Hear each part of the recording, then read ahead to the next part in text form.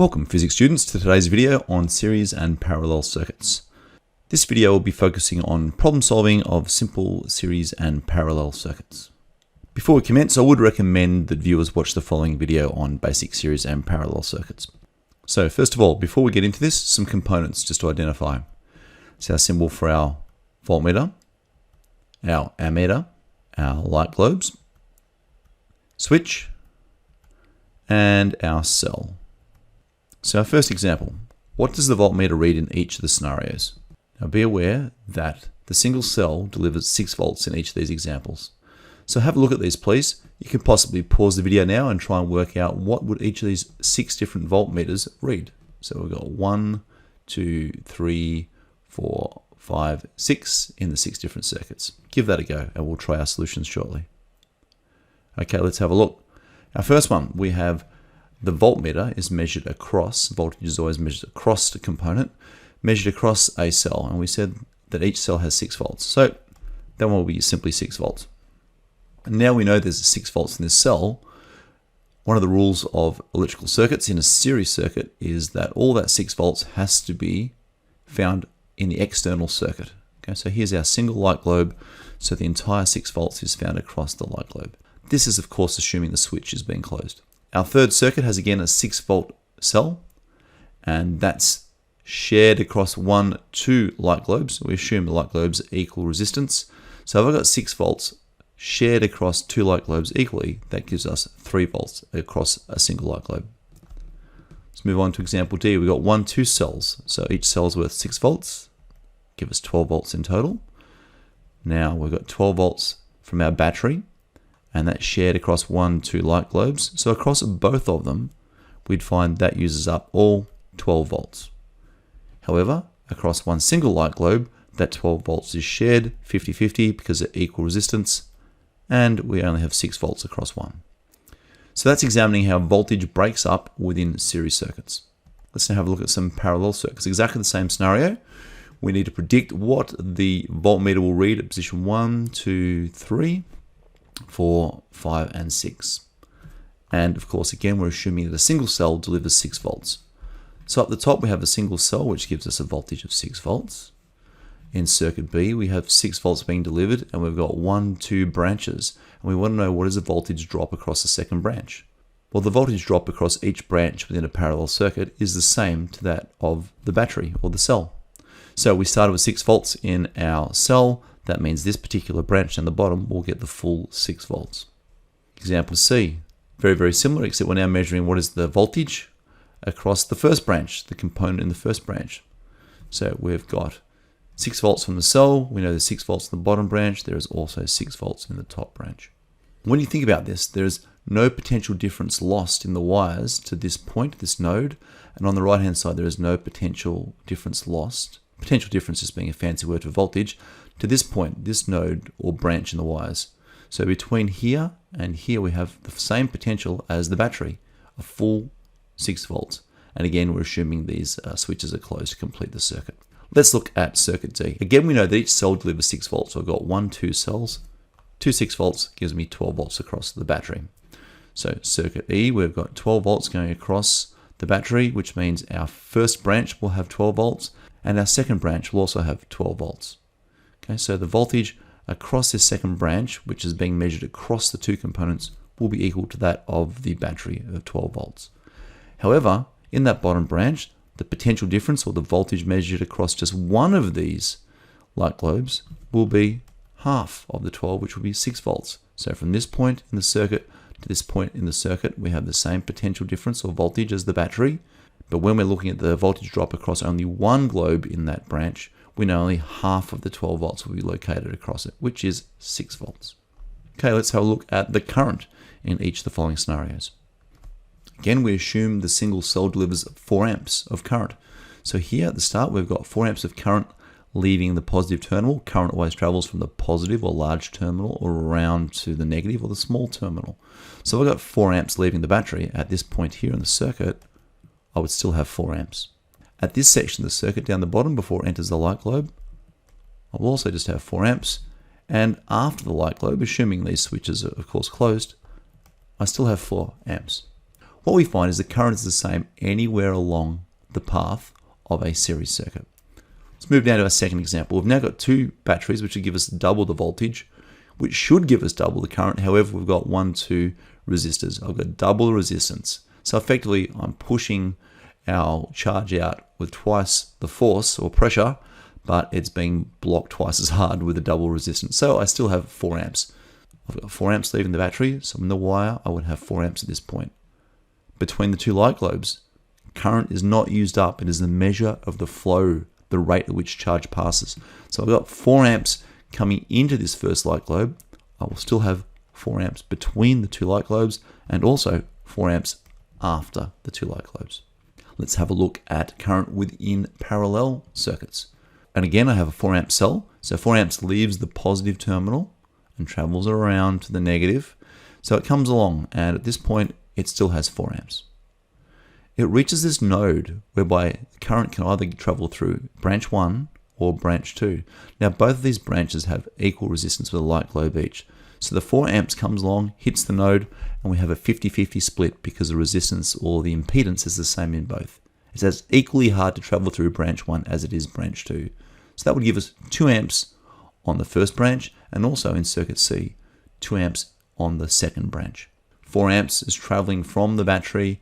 It splits, half of it goes through the top, half goes through the bottom, and it's a 50-50 split because the resistances are identical.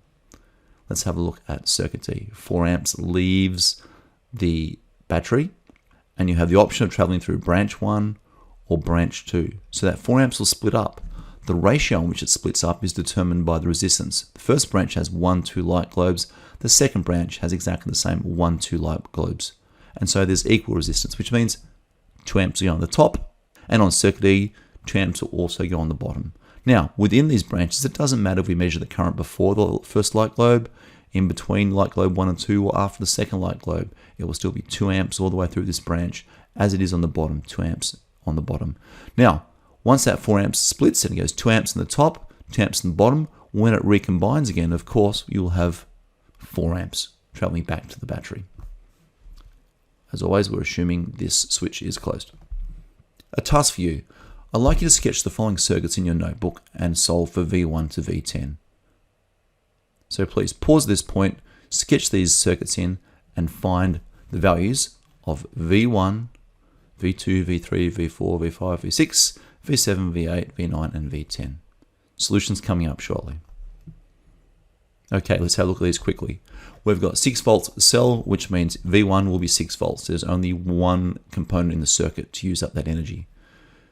In circuit B, I've got a cell of 3 volts. I've got 2 light globes. So we're assuming the light globes are equal resistance. Each of them will use up 1.5 volts. Circuit C, I've got 6 volt cell with 3 light globes, each with the same resistance. So that'll be a 3-way split of 2, 2, and 2. Circuit D, we're now in parallel arrangement. We know that the voltage drop across any branch in a parallel circuit will be the same. So 2 volts in the first branch gives us 2 volts in the second. And that is also equal to the supply voltage V7, 2 volts. Circuit E, we've got 12 volts coming out of our battery, which means we've got 12 volts in the first branch and 12 volts in the second branch. However, the voltage drop we're looking at here is not across the whole branch, just one of the 2 components. So of the total 12 volts, that will be half, which is 6 volts.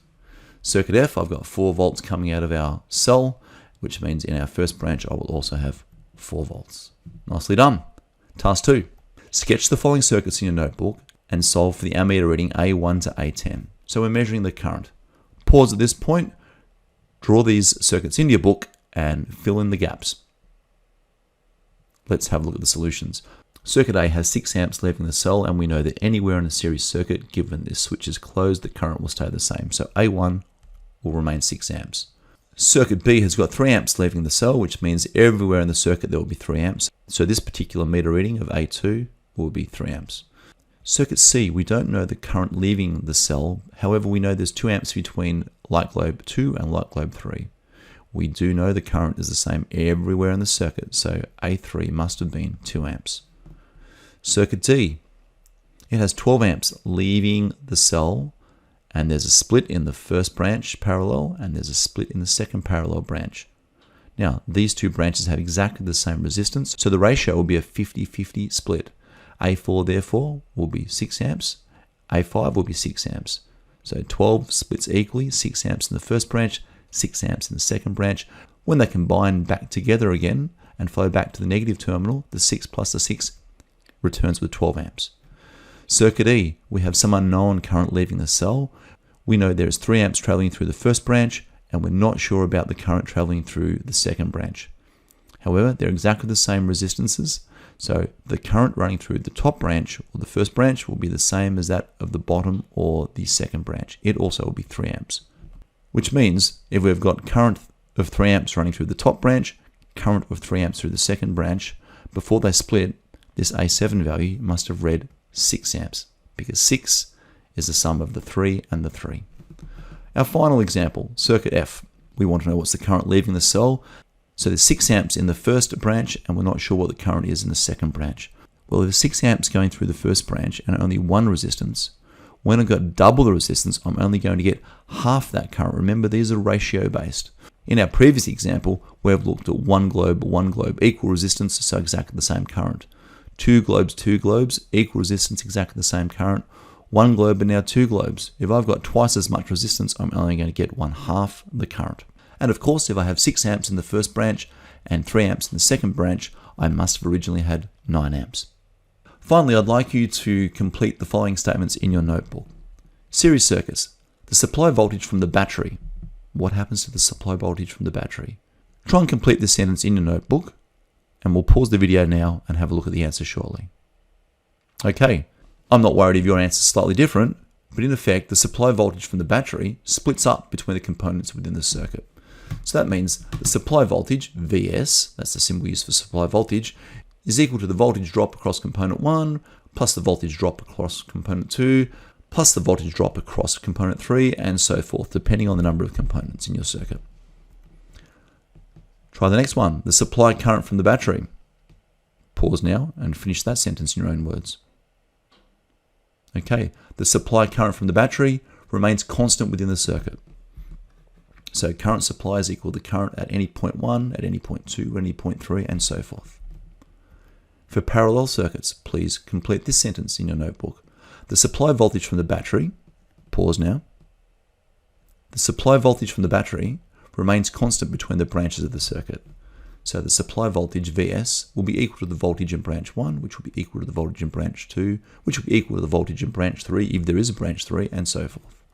And finally, the supply current from the battery for a parallel circuit. Pause now. The supply current from the battery splits up between the branches of the circuit.